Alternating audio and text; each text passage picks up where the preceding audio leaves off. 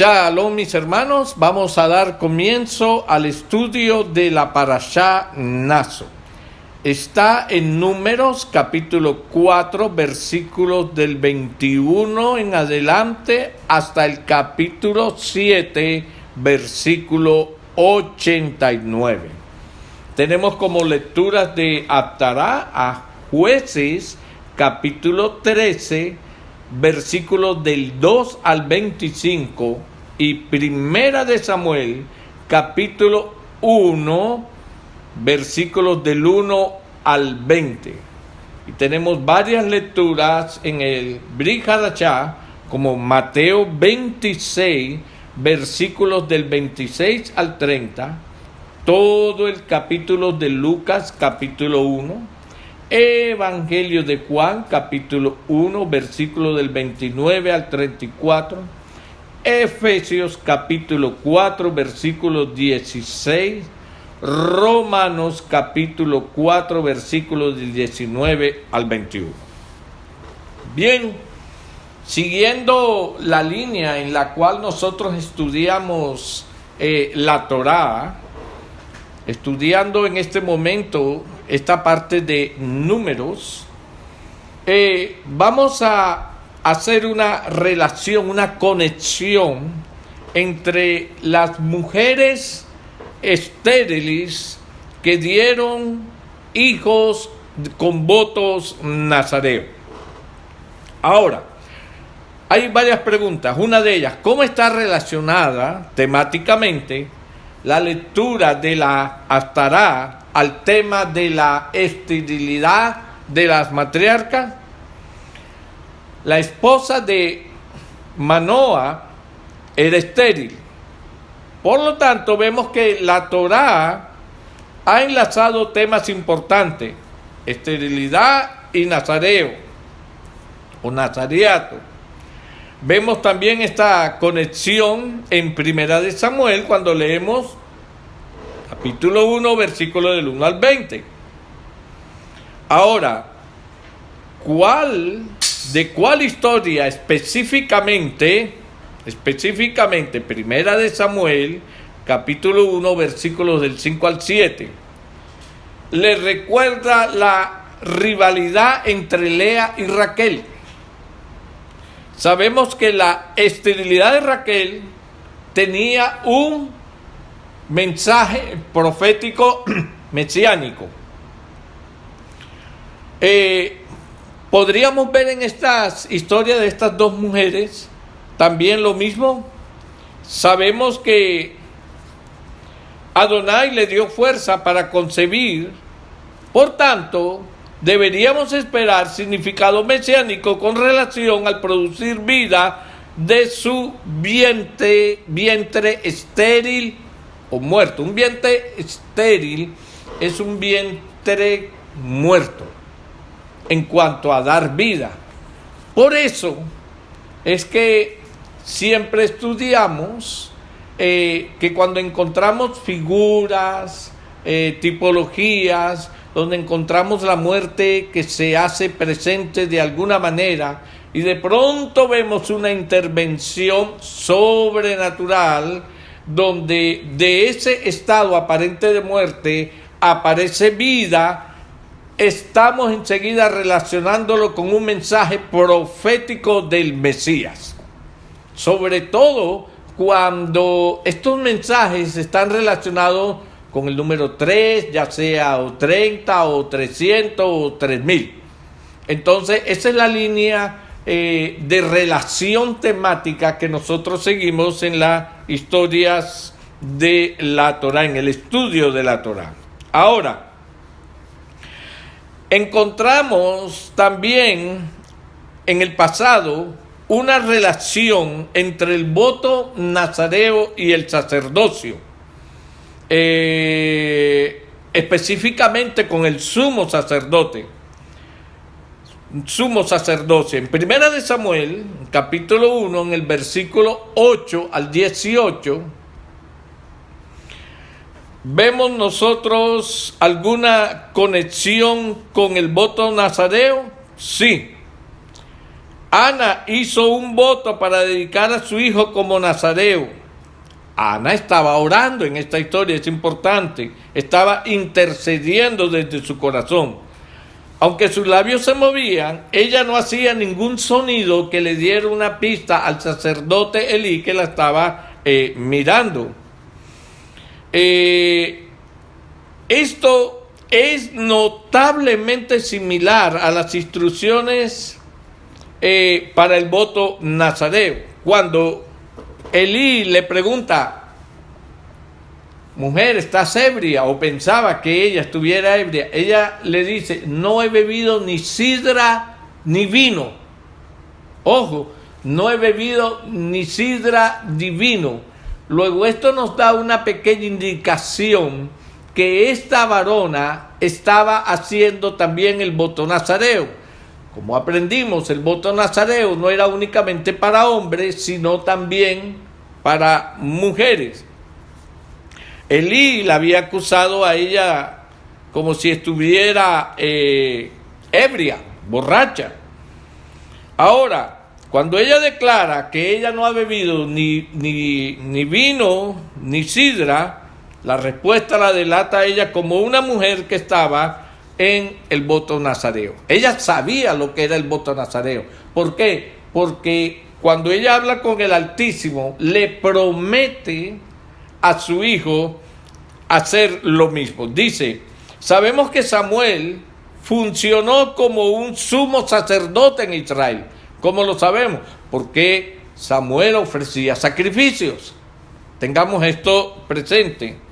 Ahora, ¿era Samuel descendiente de Aarón? No. ¿Por qué estaba ofreciendo sacrificio? Debemos entenderlo de este modo. Samuel fue adoptado ¿por quién? Por Elí. ¿Se acuerda que Ana, cuando su hijo nace, ¿qué hace? Se lo entrega al sacerdote Elí. Entonces, de alguna manera, el sacerdocio de Elí pasó por transmisión a Samuel, lo que le hacía que él pudiera ofrecer sacrificios. Nunca el Altísimo lo reprendió por ello.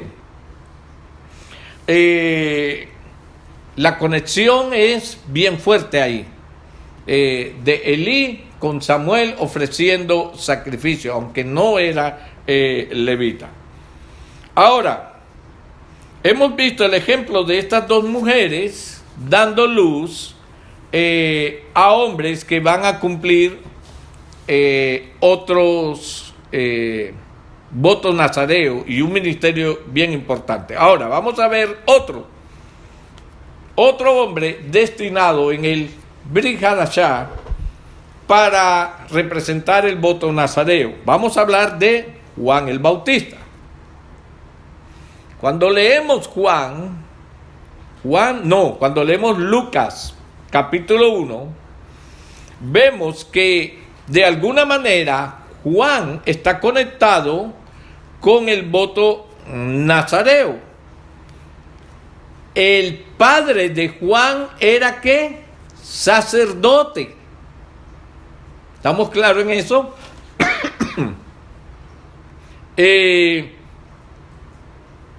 Lo que quiere decir que en este caso Juan sí era del linaje sacerdotal. Otra vez vemos aquí una conexión entre el nazareato y el sacerdocio. Amén, esto es muy importante que lo vayamos entendiendo. Ahora, en la Parashá Mesorá aprendimos muchas verdades concernientes a cómo la Torá presenta figuras del Mesías. Primero aprendimos que siempre que vemos, número 1, figuras de resurrección, 2, figuras de vida renovada como resultado de liberación de muerte inminente, 3, figuras de victoria y vida renovada como resultado de muerte, sabemos que la Torá está a punto de darnos una enseñanza concerniente al Mesías. Esto lo llamamos temas de resurrección y la vida. Y están, como ya lo dije, especialmente reforzados cuando están asociados con el número 3. Segundo, la Torá a menudo usa el tema de la esterilidad para señalarnos que una enseñanza mesiánica está a punto, a la mano, a salir. Por ejemplo, muchas de las patriarcas experimentaron gran dificultad para dar a luz. Porque esto fue así. Vamos a ver. Usando el ejemplo de Sara, ¿se acuerdan de Sara que también fue estéril? Note que a ella le fue prometido un hijo en su edad avanzada. Ella había pasado ya la edad de los 90 años. Humanamente era imposible que Sara pudiera tener un hijo. Entonces, ¿qué vemos aquí? Hacer un paréntesis. Edad de 90 años. ¿Qué vemos aquí? 3 grupos de 30. 30, 60, 90. ¿Ok? En la edad Sara.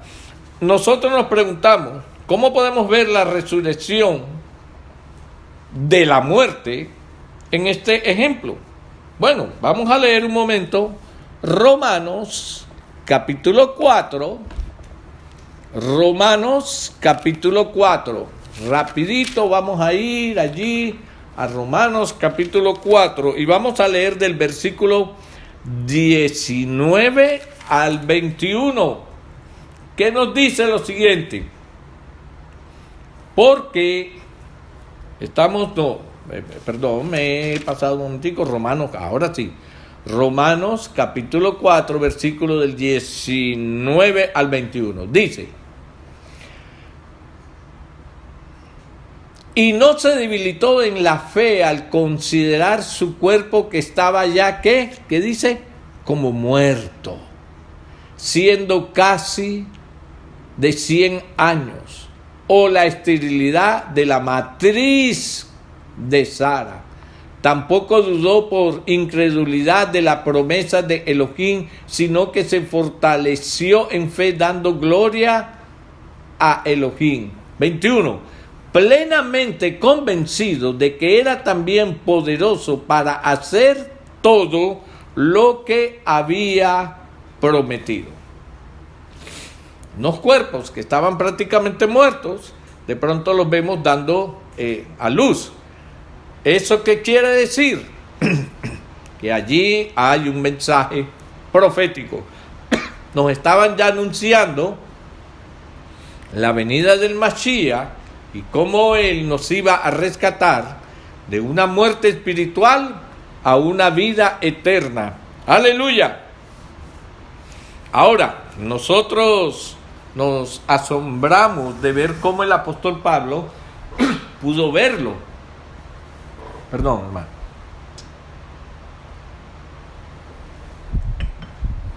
Cómo el apóstol Pablo pudo verlo y cómo a él se le enseñó, se le reveló esto. Entonces, el nacimiento de Isaac es visto como algo de vida que sale de la muerte, de la imposibilidad de Sarai y Abraham de producir un hijo. Sabemos que la resurrección y el número 3 tienen un significado mesiánico. El nacimiento de Isaac, Abraham y Sarai, es una figura del nacimiento virginal. Temáticamente, es decir, hablando de esta conexión temática, ¿qué compartían en común Sarai y Miriam? Ambas eran incapaces físicamente de tener hijos. Sarai era demasiado vieja y Miriam o María nunca había tenido relación con un hombre. ¿Cómo era posible que María fuera a dar a luz un hijo? ¿Verdad? Pero como para el Eterno no hay nada imposible. Y él lo dice en la escritura, en Génesis capítulo 18, en la segunda parte, en la primera parte del versículo 14, donde el Altísimo dice, porque nada hay imposible para Elohim. Y también lo vemos en Lucas capítulo 1, versículo 37. Esas dos expresiones dicen lo mismo con diferentes palabras, pero están mostrando la misma idea, la misma conexión que nosotros tenemos que entender. La Escritura nos enseña que para el Eterno no hay nada imposible. Nada imposible. Vamos a ver otro caso de esterilidad. Raquel. Parecía que Raquel era estéril. No podía dar luz, mientras que su hermana daba un hijo y otro hijo y otro hijo y otro hijo. ¿Por qué? Bien, sabemos que cuando Adonai causa que un hijo nazca a una de las matriarcas que ha experimentado esterilidad, es probablemente una señal del Mashiach. ¿Quién nació allí? José. Mucha atención con José. Como vemos en Génesis, la vida entera de José es una profecía del Mashiach. Por eso es muy importante que nosotros estudiemos a José, porque de José viene uno de los hijos que va a recibir la bendición que le fue dada a su bisabuelo, a su abuelo y a su papá, y que no le fue dado a ninguno de ellos en la generación, ni a José ni a sus hermanos, sino que pasó la promesa a uno de los hijos de José. Entonces es muy importante que veamos cómo de un vientre muerto como el de Raquel viene saliendo una figura del Mashiach. Entonces es importante tener a José presente, como es importante tener a Sansón. Ya vimos cómo la Torá nos enseña a través de esta historia que estuvimos leyendo de Sansón, cómo él nace de un vientre que también no había podido dar vida. Ahora, ¿cuál fue una de las principales maneras en que Elohim repetidamente usó a Sansón? Ojo a esto. Él repetidamente usó a Sansón como su instrumento de ira. Su instrumento de ira, especialmente en contra de los filisteos. ¿Por qué? Porque los filisteos estaban metiéndose con el pueblo de Israel. Sansón fue usado como un guerrero. Sansón fue usado como un libertador. Entonces, aquí vemos figuras proféticas que nos anunciaba la Torá, las Escrituras, a través de Sansón. Sansón era una figura de Yeshua, que venía como un guerrero, pero en su primera venida venía a liberarnos no de un pueblo específico, de un pueblo físico, sino de una esclavitud de pecado. Ese era nuestro enemigo, que nos atacaba constantemente y nosotros no teníamos manera como defendernos. Ahora, ese enemigo, el pecado, nos sigue atacando, pero ya tenemos manera de cómo defendernos. Ahora, ¿qué vemos con esto? La promesa de Génesis capítulo 3, versículos 14 y 15, donde Adonai le prometió que la semilla de la mujer un día aplastaría ¿qué? La cabeza de Satán. Aleluya. Por tanto, estamos viendo en Sansón como especie de un guerrero redentor que iba a sacar en aquel entonces al pueblo del Eterno, de la esclavitud, de esta constante asedio que tenían los palestinos contra el pueblo del Señor. Ahora, en el Antiguo Testamento nosotros vemos que estas batallas eran literalmente físicas, aunque cuando nosotros nos elevamos a un nivel espiritual, nos vamos a dar cuenta que los hilos de esta batalla espiritual lo manejaban dos poderes. Uno, el poder del Altísimo, defendiendo a su pueblo, usando a un libertador, un Sansón o a quien tuviera que usar, a un Moisés para sacarlo de la esclavitud de Egipto. Y por otro lado vemos que los otros hilos están moviendo a unos filisteos a través de unos reyes que están constantemente atacando ¿a quién? Al pueblo del Señor. Entonces, hermanos, yo les invito, cuando ustedes estén estudiando la Torá y vean todas estas historias, sí es importante mantener los ojos en los detalles geográficos y todas estas cosas, pero sobre todo elevémonos un poco y miremos quiénes están moviendo estos poderes, esos hilos, quién los está moviendo, porque esa es la revelación que nos va a llevar en los días nuestros, ahora a través del Brit Hadashah, entender la lucha que se está moviendo en estos últimos días, donde hay dos poderes manifestándose sobre la tierra, pero ya de una manera más abierta, a través de gobiernos que rigen el mundo y que por un lado unos buscan unificarse, movido por los hilos de una fuerza sobrenatural que sabemos que es la fuerza de Hasatán, y el otro grupo que es el pueblo del Eterno que está esparcido sobre la tierra en diferentes religiones, incluyendo las mesiánicas de raíces hebreas y todas las que vengan, porque van a venir muchas más, para formar entonces únicamente dos pueblos. Dos pueblos. Un pueblo que va a estar regido por una religión, que es ¿quién? Este pueblo que va a estar abrazado, cobijado, respaldado por el globalismo, la religión. Y el otro pueblo que es precisamente un pueblo que es libertado de la religión. Un pueblo que entra en una relación profunda, directa, con el Dios de Abraham, de Isaac y de Jacob, el Dios de Israel.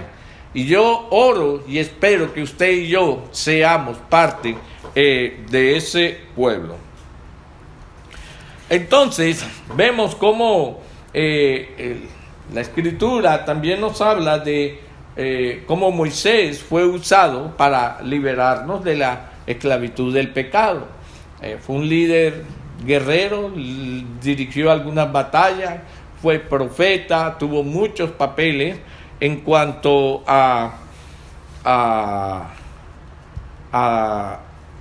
el desenlace o la historia, más bien la historia del pueblo de Israel. Nosotros entendemos esto más, hermanos, cuando leemos Romanos capítulo 5, 6, 7, 8 y 9. Allí nos está hablando Romano perfectamente de ese paralelo. Aleluya. Ahora, vamos a seguir un poquito más adelante.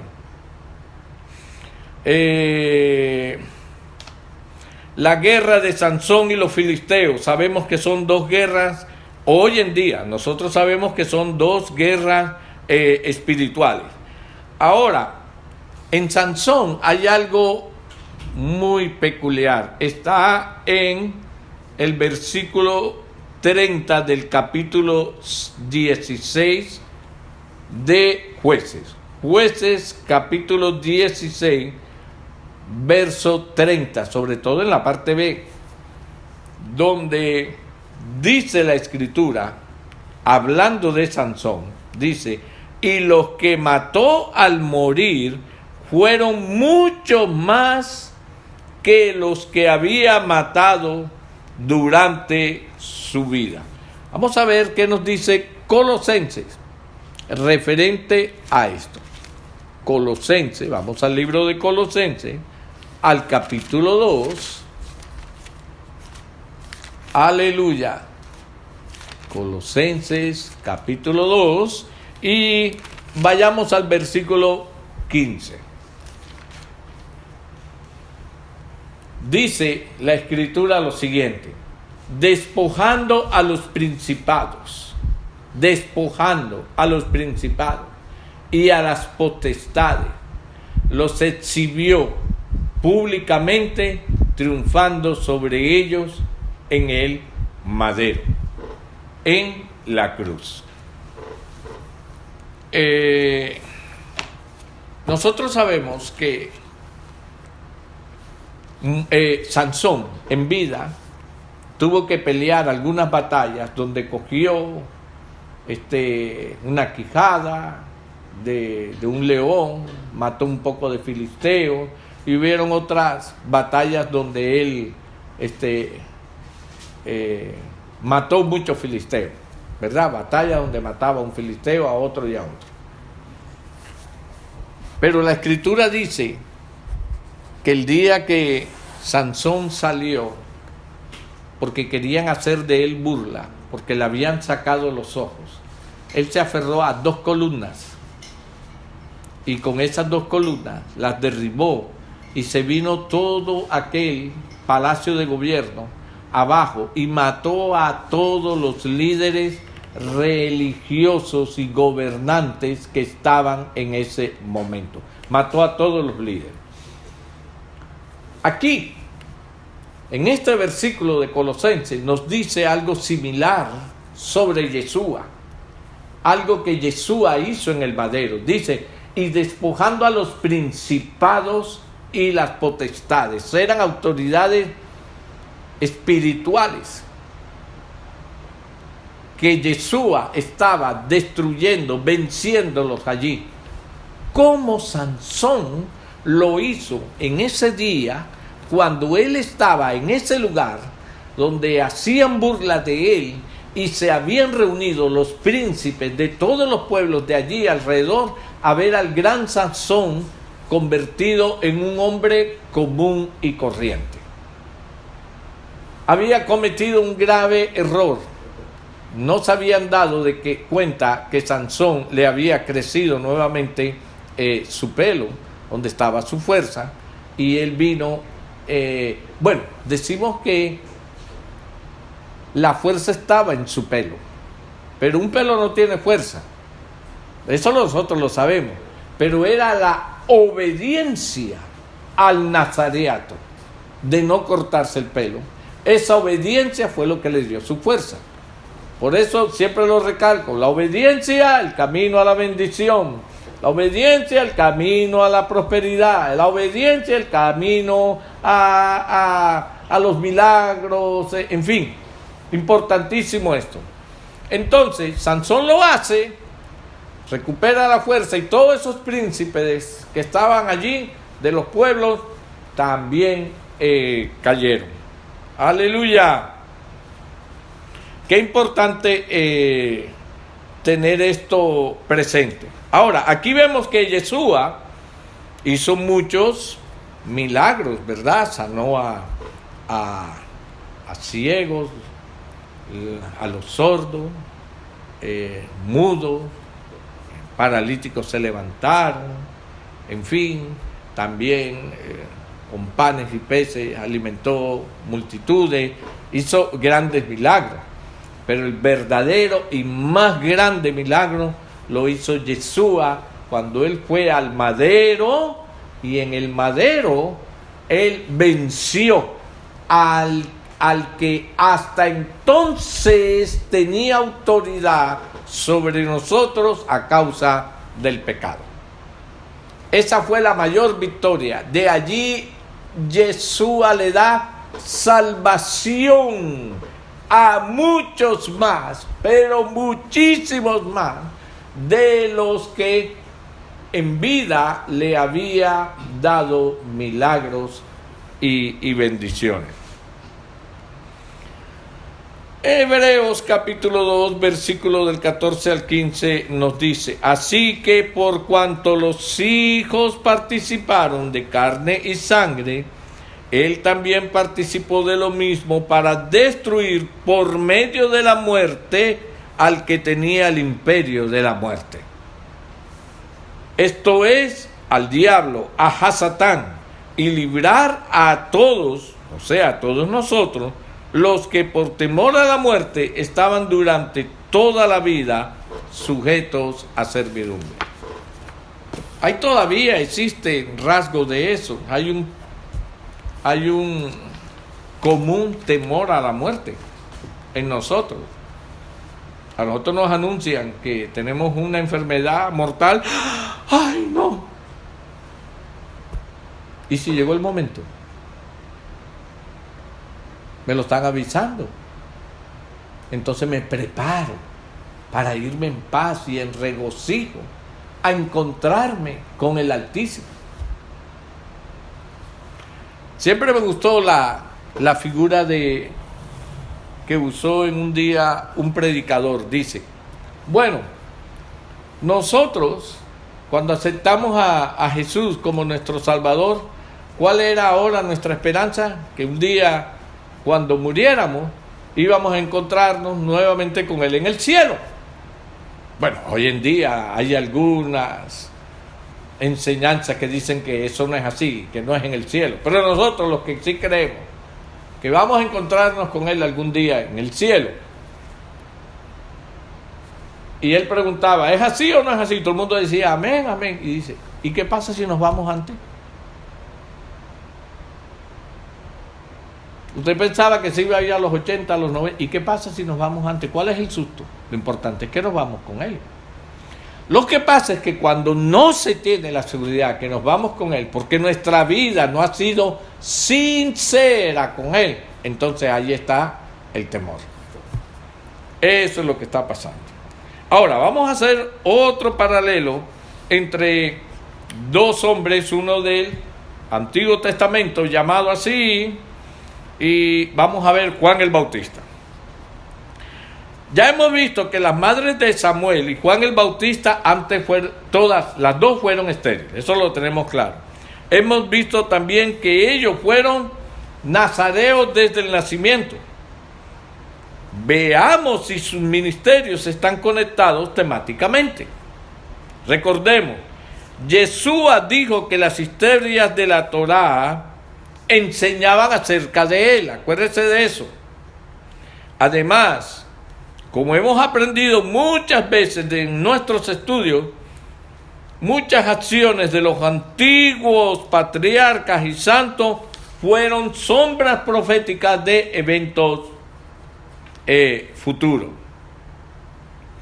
Cuando leemos Primera de Juan, vamos a Primera de Juan. Nos tomamos un momentico y vamos allí a Juan capítulo 1. Juan capítulo 1. Y vamos a llegar al versículo 29. Juan capítulo 1. Esto es importantísimo. Aleluya. Ojalá usted lo pueda en esta hora mirar, que el Rúa nos lo deje ver claramente. Juan capítulo 1, versículo 29. Mire lo que dice.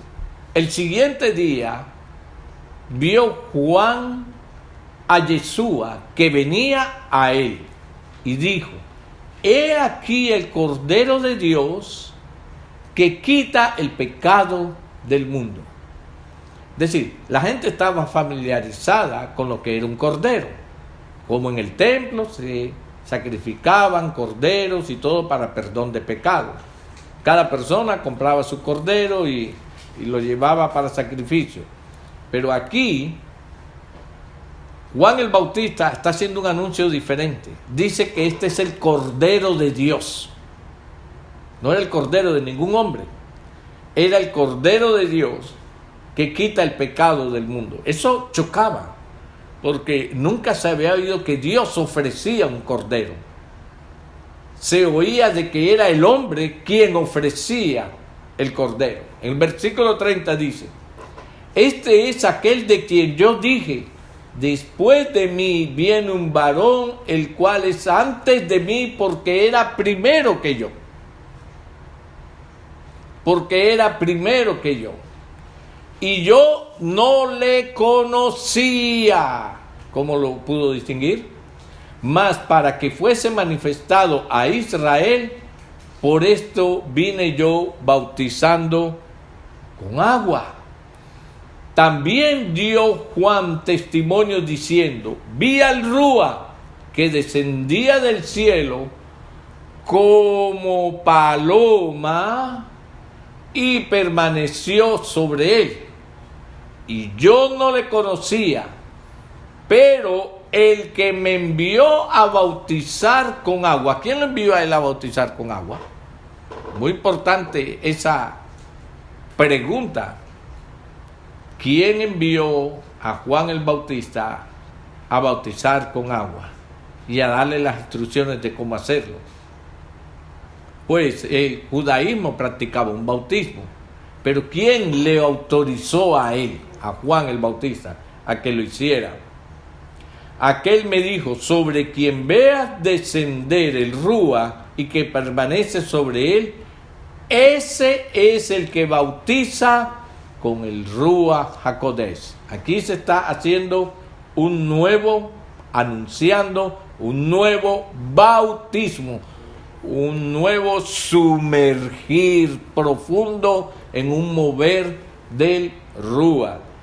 El 34 dice, y yo le vi y he dado testimonio de que este es el Hijo de Dios.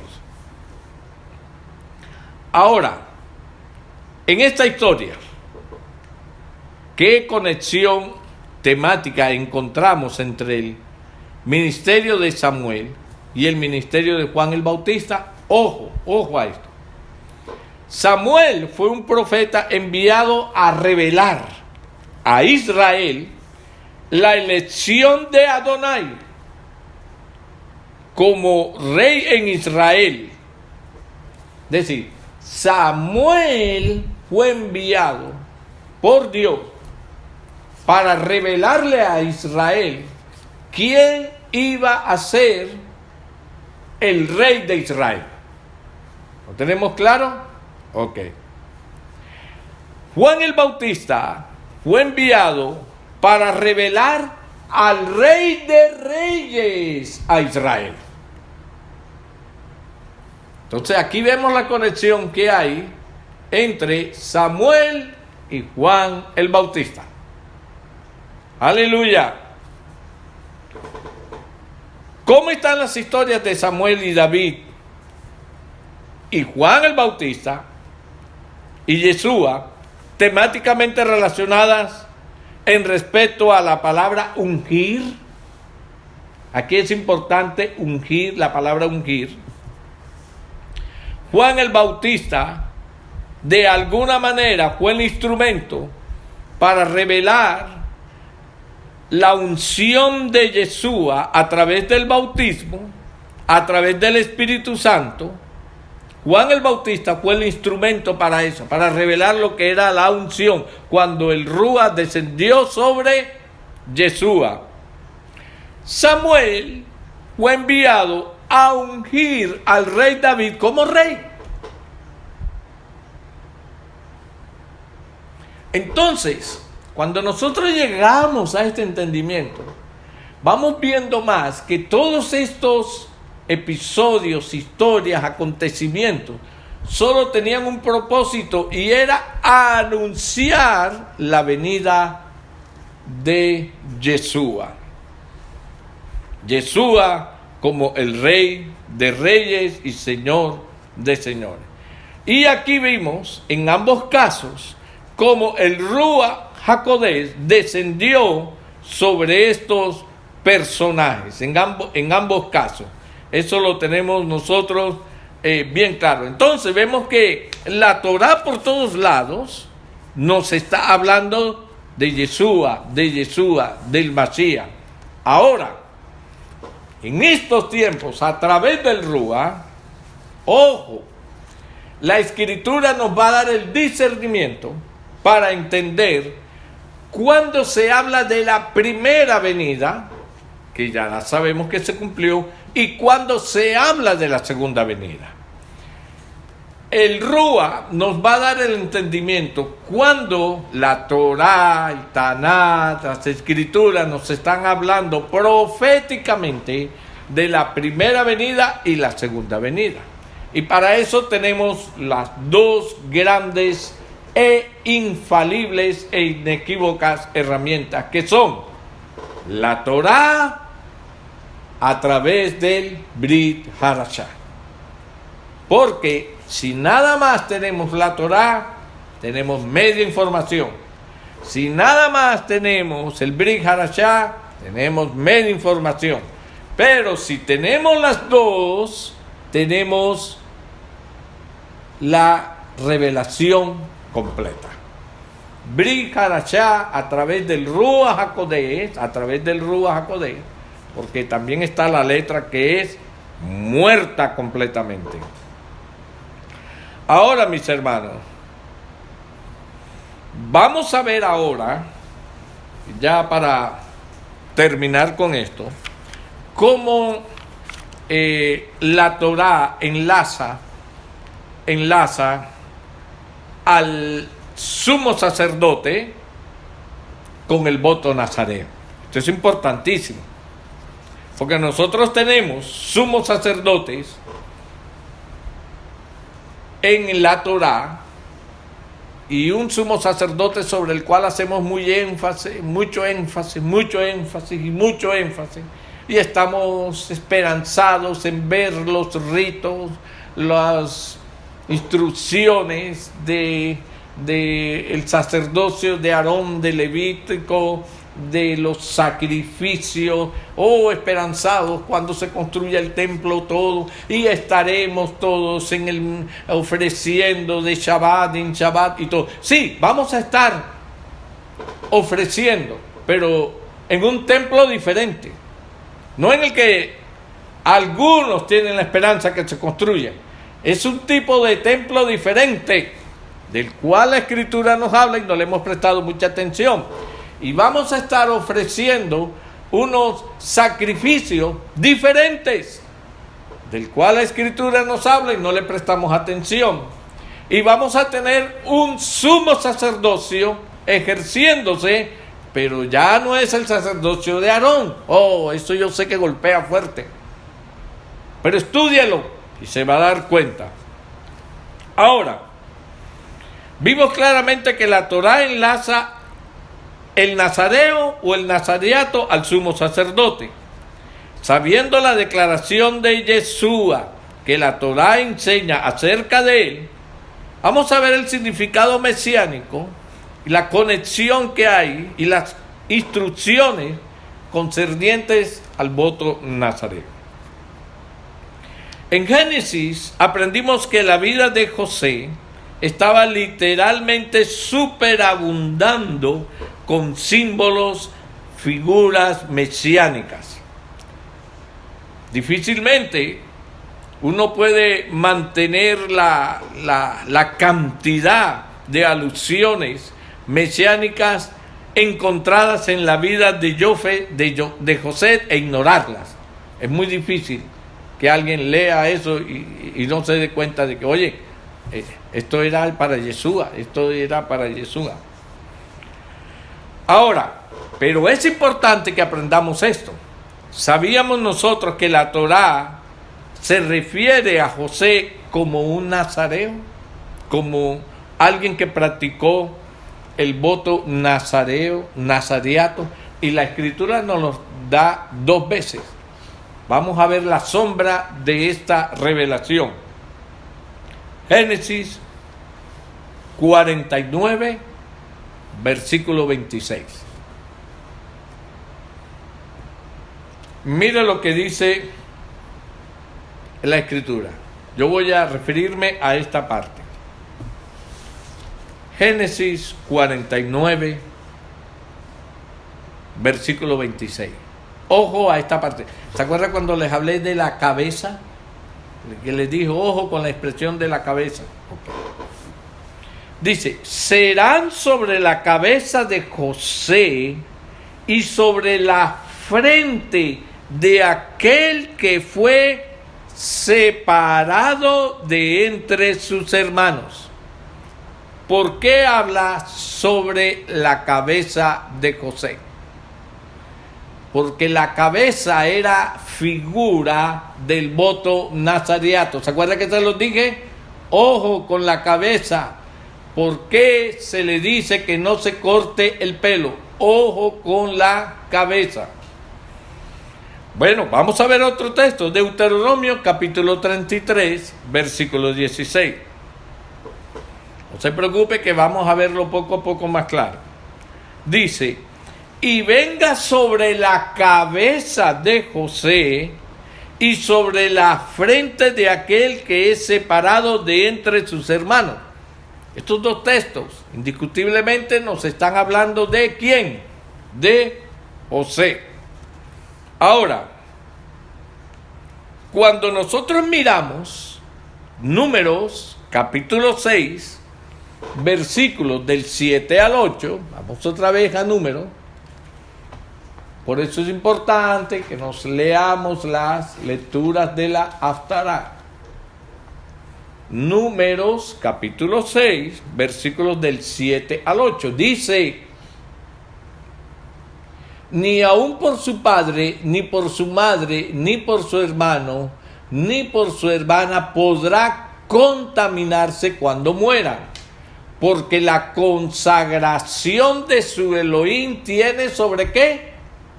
Sobre su cabeza, sobre su cabeza. Todo el tiempo de su nazareato será santo para Yahweh.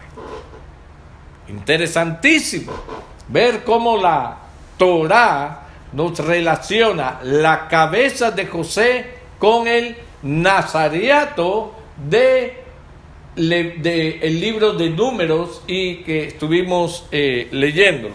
Seguimos. Ni por su padre ni por su madre, es decir, no hay una razón por la cual él pueda contaminarse de alguna manera.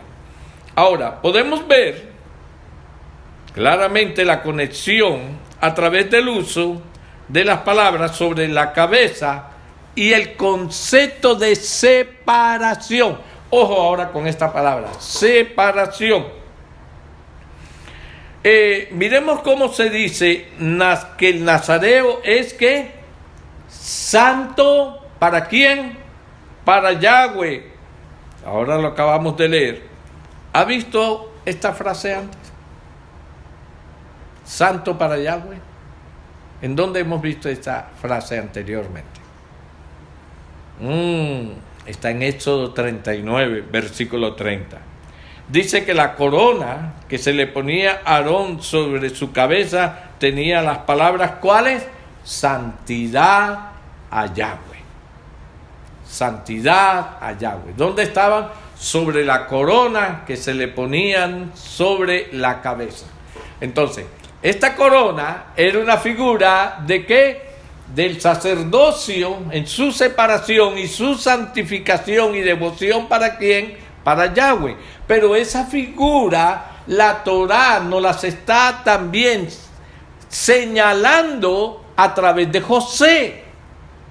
Por eso relacionamos la vida de José como una figura profética de lo que era el sacerdocio.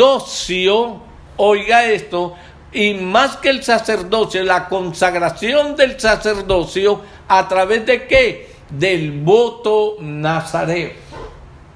El voto nazareo es el tema de esta parashá. Ok, una vez más vemos una fuerte conexión entre el sumo sacerdocio y el nazareato. Ahora vamos a ver la palabra separación. ¿Se acuerdan que les dijo con la palabra separación? Las escrituras hacen referencia sobre el uso del término separación con respecto a la posición del nazareato de José. Normalmente cuando pensamos en la palabra separación dentro del contexto del voto nazareo, pensamos en separación de algo como vino, uvas, cuerpos, muertos, etcétera, para Adonai, que el hombre no podía tocar. ¿Se acuerdan? ¿Se acuerdan que se le prohibía a quien hiciera el voto hacerlo de esa manera? Ahora, hoy en día la gente hace votos de cualquier manera, pero la Escritura tiene sus pautas y sus pasos para los votos, que son del Altísimo, votos para el Altísimo. Pero hoy en día se han inventado cantidades de votos. Sin embargo, en el caso de José, la separación se dice que es de sus hermanos. ¡Oh!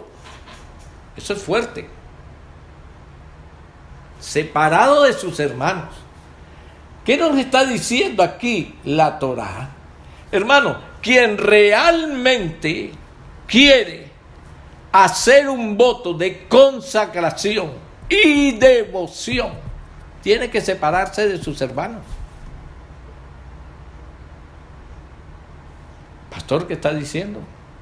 No hay quien haya dejado casa, padre. ¿Qué más dice? Hermanos. ¿Usted vio cuántas veces los hermanos trataron de persuadir a Yeshua para que no siguiera en el ministerio que había empezado? ¿Cuántas veces nuestros familiares, nuestros hermanos mismos, no son de tropiezo? Cuando a veces nosotros pensamos y decimos, oye, verdad, yo me quiero consagrar más al Señor y todo, pero mi familia anda en otra ruta.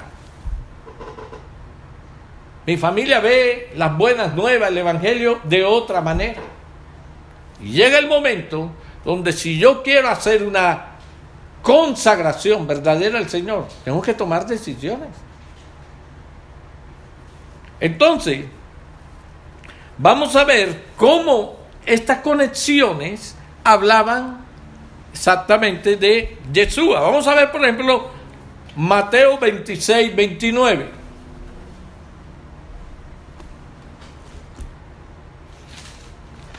Mire, hermano, yo sé que esto no se traga fácil. Aún con agua, con jugo, le cuesta trabajo a usted tragárselo, pero es mi deber. Vamos a ver cómo la Escritura nos muestra que Yeshua también hizo un voto nazareano. Pero vamos a ver las dos etapas en las que Yeshua hace este voto. Mateo 26.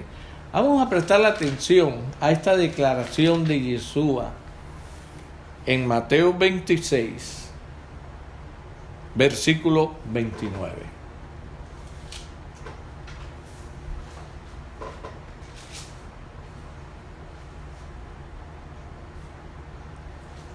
Pero ya todos lo tenemos, dice. Y os digo que desde ahora no beberé más de este fruto de la vid hasta aquel día en que lo beba de nuevo con vosotros en el reino de mi Padre. ¿Qué estaba haciendo Jesús allí? El voto nazareo. Estaba cumpliendo con la parte del voto que dice: no beberá nada que tenga de la uva, ni vinagre que venga de la uva. Y vamos a entender cómo en aquellos tiempos se hacía un vinagre de la misma uva que se usaba, incluso los soldados romanos lo usaban como especie de una anestesia para amortiguar el dolor, para amortiguar, amortiguar el dolor. Eso era para menguar un poco el dolor.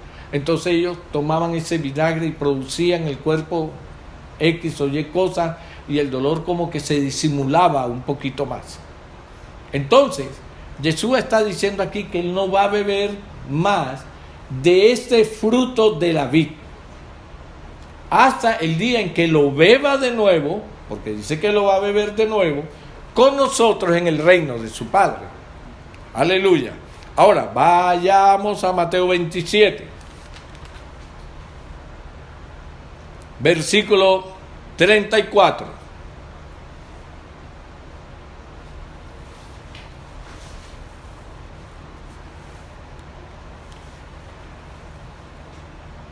Vamos a leer desde el 32. Cuando salían, hallaron a un hombre de Cirene que se llamaba Simón. A este obligaron a que llevara la cruz. Y cuando llegaron a un lugar llamado Gólgota, que significa lugar de la calavera, le dieron a beber vinagre mezclado con hiel. Pero después de haberlo probado, no quiso beberlo. ¿Por qué? Porque estos eran vinagres, eran jugos de la uva agriados que se utilizaban, como se utiliza un vinagre como los utilizamos nosotros hoy en día en las comidas. Representaba para aquel momento eso. Y Jesús, cuando lo probó, porque lo alcanzó a probar, supo de qué se trataba. Y por eso dijo, no lo voy a beber, porque había prometido que no lo iba a volver a hacer. Es decir, había hecho en su humanidad sufriente ya, había hecho el voto nazareo. Ahora, esto tiene una connotación muy grande y profética, lógicamente que en su momento lo vamos a estudiar. ¿Por qué él antes había entregado vino en lo que se conoce como la cena de Pesa, lo que algunos le llaman como la cena de Pascua, la última cena, como le dicen? ¿Por qué allí él sí presentó el vino y lo tomó y le dijo, cada vez que bebas esto? Eso tiene también un mensaje profético, pero que nunca invalida lo que había en su corazón del momento que llegaba de él de hacer un voto nazareato. ¿Por qué? La pregunta es, ¿por qué? Porque él ahora iba a entrar en un papel diferente.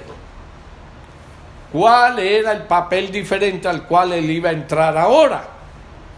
El papel de sumo sacerdote según el orden de Melquisedec. Y al él entrar en su papel de sumo sacerdote según el orden de Melquisedec, un sacerdocio consagrado, puro, santo, él tenía, porque él mismo lo había dado, que recordar los requisitos de todo aquel que recibiera el sacerdocio y hiciera votos de consagración.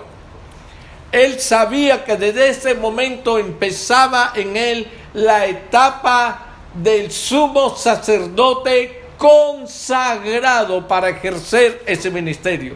Y por eso dijo, no beberé más de este vino, de esta especie, hasta que venga en el día el reino de mi Padre. ¿Qué papel está ejerciendo Yeshua en estos momentos? Entre otros, el papel de sumo sacerdote. Y el sumo sacerdocio está relacionado, como ya lo vimos, con el voto nazareato. Fue lo que vimos en la cabeza de José. Mire, entre José y Yeshua encontramos muchas similitudes, pero quiero rescatar tres. Primero, José fue rechazado ¿por quién? Por sus hermanos. Segundo, José fue separado de sus hermanos. Si José hubiera seguido con sus hermanos, pero después José fue reunido con sus hermanos y sus hermanos entonces aceptaron el liderazgo de José. Yeshua, vamos a mirar ahora a Yeshua. Yeshua fue rechazado por sus hermanos en su primera venida. ¿Quiénes fueron sus hermanos? La casa de Judá. Yeshua está ahora separado de sus hermanos. Después de su resurrección, él ascendió a los cielos. Él fue separado de sus hermanos porque después de la resurrección Él ascendió a los cielos, a la casa de mi Padre, de Juan 14, que sí existe, y de la cual Él subió, y dijo que allí había muchas moradas, y que estaba preparando una para nosotros. No creo que Yeshua me haya mentido. Tercero, Yeshua será reunido con sus hermanos en la segunda venida, cuando ponga sus pies en el monte de los olivos y al pueblo de la casa de Judá se le abran los ojos y reconozcan a aquel a quien crucificaron. Entonces, mis amados hermanas, hermanos, amigos y amigas, estamos viendo en el voto nazareato, en el voto de la consagración. Hoy se habla de consagración de muchas maneras, pero esta es la consagración de la Torá. Separados, separados completamente, apartados completamente. Y nunca se le olvide, si usted pertenece a Israel, para usted es expresado este deseo de la voluntad de nuestro Padre. Nunca se le olvide. ¿Cuál es el deseo, el propósito del Señor? Hacer de nosotros un pueblo santo, separado. Hacer de nosotros una nación de sacerdotes. A nosotros en nuestra vida cristiana se nos olvidó eso.